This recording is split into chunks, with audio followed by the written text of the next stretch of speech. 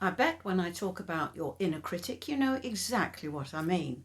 We all have one, except perhaps those lucky few that have learnt to silence it. The critical inner voice is an internal enemy that can affect every aspect of your life, including your self-esteem and confidence, personal and intimate relationships, and your performance and accomplishments at work. These negative thoughts affect us by undermining our positive feelings about ourselves and others and fostering self-criticism, self-denial, addictions, and a retreat from goal-orientated activities. It's that sneaky little saboteur that just loves to criticise and discourage, whispering in your ear, you can't, you'll fail, you're not good enough. We do have another voice, one that's nurturing and uplifting, eager to empower and encourage confidence and possibility. Problem is, for many of us, the critical voice drowns out the positive one. How then do you begin to fight back and stop the self-sabotage?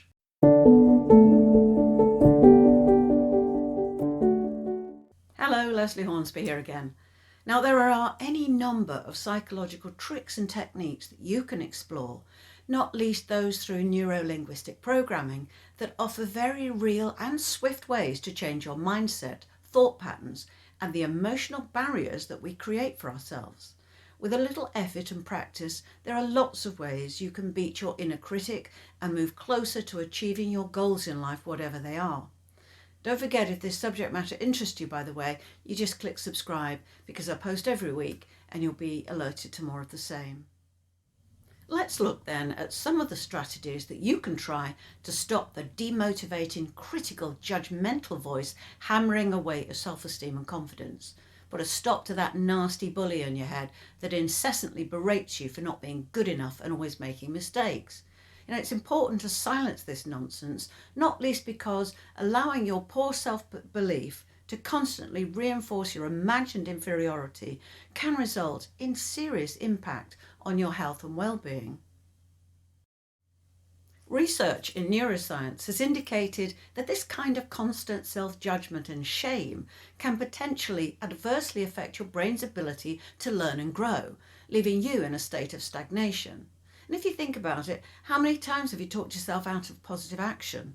First step then is to learn to block out the negativity, ditch the self-loathing and criticism so that you can extricate yourself from the perpetual vicious cycle of self-sabotage. You need to develop healthy new behaviours instead by concentrating on thoughts that motivate and encourage you. Also, try cultivating a little self-compassion. Be kind to yourself and view your ambitions and desires as possibilities rather than insurmountable fantasies. What you need to begin by doing is to become conscious and recognise your inner critic so that you can exert power over it. The challenge is to identify and flush out the internal covert operation. To do this, be on the lookout for when you slip into a bad mood or become upset. Ask yourself what caused the shift, what happened, and most importantly, what did you start telling yourself after your change of mood was triggered? A shift from feeling optimistic or relaxed to feeling down and irritable is likely a sign that you're interpreting a particular event through your critical inner voice. And until you're able to recognise when your thoughts are spiralling into self-sabotage, you won't be able to change it. And another thing, your personal inner critic is likely to be a repetitive little bugger too. Always the same negative arguments about what you are and aren't capable of, why you fail, and so on. So before you know it, you've given up before you've even begun. Once you're aware of the defeatist statements that you're internalising, a simple starting point is to challenge those negative assertions by using an NLP technique called meta-modelling, and challenge the assertion by asking questions. The meta-model in NLP is basically a set of questions designed to give greater specificity to information as well as challenge and expand the limits of your model of the world. And this technique can help you discover the hidden truth of your reality by identifying the limiting language of your inner critic. To find out more fully about meta-model theory, you can use a link that I've added down below this video, and there's a PDF there that I put together that outlines the full explanation of this approach. The idea is to reach a realization that the belief doesn't make sense, This then begins the process of weakening or challenging the belief. As an example, I'm embarrassed to admit that this was, and occasionally still is, one of my self-criticisms. Let's say you have a habit of refusing invitations from friends because your inner critic tells you that they're only asking you because they feel sorry for you, not because they really want to have your company or like you. For a start, this statement is riddled with presuppositions and the idea that we know implicitly what other people are thinking and their motivation is fanciful at best. Ask yourself why you're making this assumption. Where has this come from? Now, admittedly, I still find this negativity lingers for me, and I'm still trying to get to the bottom of why I've developed this attitude. And I'm pretty sure it would help me if I actually talked it through with a coach, because it can be really hard to be your own counsellor. Also, getting some emotional distance from your thoughts can really help. If you can reconcile the idea that you're not your thoughts, but simply an observer, this can assist in changing the way that you think. You begin to consciously choose which thoughts you want to give your attention to. And a way to achieve this is to try dissociation, which is another NLP technique. This psychological process enables you to look at your feelings objectively and see the situation from an unemotional, analytical point of view. So, for example, if you believe you're hopeless when it comes to meeting new people, let's say, dissociation can help you separate your feelings from that belief when faced with these kinds of occasions and to feel more relaxed. To practice dissociation, you begin by focusing on the negative self-talk. Chances are this negative self-belief stems from maybe an awkward moment that you had once back in your past that has led you to believe this about yourself. Try and identify that moment and then picture it. But imagine yourself floating outside of your body and watching the memory from a distance as if you're an outsider. With the help of a coach, you can learn to reprogram your brain's response to the original experience and the emotions that go with it. And this is achieved by separating that mental picture with its associated feelings. Done successfully, this can result in silencing that voice that supports your sense of inferiority, so it loses its potency and as a result is no longer triggered. Remember, self-criticism isn't fact. Simply, it's ideas you've subconsciously programmed yourself to regularly empower. And such thoughts are often repetitive to the point where they become so rooted they're difficult to unearth. What dissociation shows us is that all our thoughts can carry an emotional weight. And if you think how uplifting thoughts generate uplifting emotions, in the same way negative thoughts about yourself generate negative emotions. Another strategy that can assist in the battle against your inner critic is to reframe how you interact with it. So try imagining it as an actual entity or person.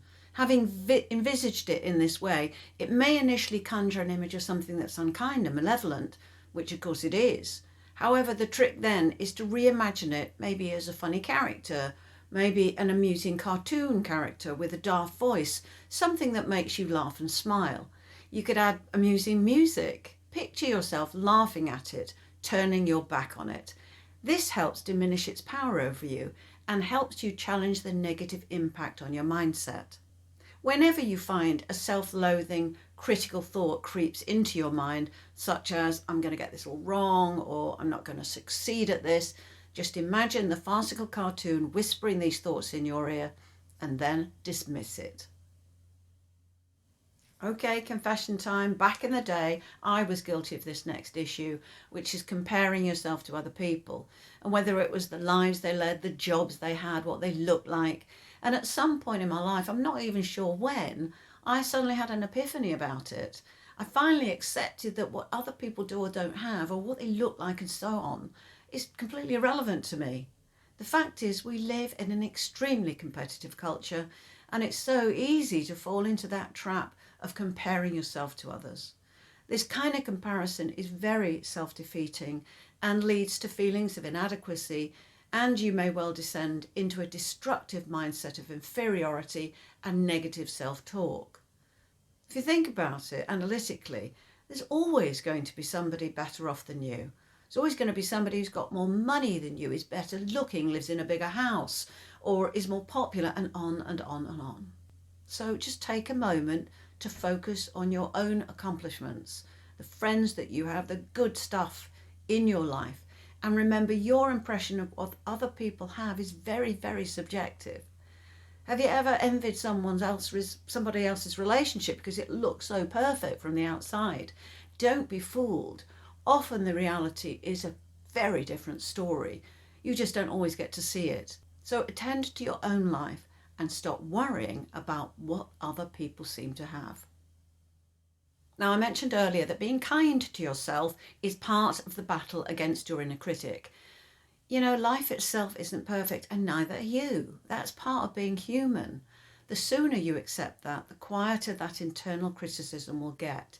Instead, concentrate and embrace your uniqueness. Start living a more fulfilled and content life, accepting that you are who you are, and that's okay. To capitalize on self-compassion, be kind to yourself, particularly at times of perceived failure or emotional distress. Cultivating your own voice of kindness and empowerment will help lessen the power that you allow your inner critic to have. The next tactic is a favourite of mine. It's simply because it works. That is to frame your thoughts, to seek out the things in your life that you're grateful for. Some people even make a record of the conscious practice of gratitude by writing a daily journal. In those moments when my thoughts start spiralling down into self-doubt and criticism, I make a conscious effort to silence it by switching to a mindset that focuses on what I do have rather than what I don't. I also work on believing that if I don't like something in my life, I have the ability in most cases to change it if I want to. The only vital part of this strategy is to take action rather than just thinking about it. That's a challenge in itself for many of us, but the reality is, unless you do something, nothing will change. You may find that building a habit such as journaling about what you're thankful for will help you master this shift in your inward thinking and attitude. A bit like deciding on a New Year's resolution. Every day, write down one thing about yourself that you're grateful for. By developing it as a habit, you're more likely to stick to it. These are just some of the tactics then that you can use to silence your inner critic and dim its power over you. By becoming more mindful, reframing that voice as a cartoon character, choosing to stop comparing yourself to others, practicing a little self-compassion, perhaps even writing it down every day in a journal. All and any of these things can help you reimagine yourself so you shrug off those limiting beliefs, start to believe in your potential, and at last be much more content with life. I hope this video has given you some useful tips on killing off that inner critic. Along with NLP and other psychological tricks, you can reprogram your mind to focus on the positives and your personal strengths rather than the negative.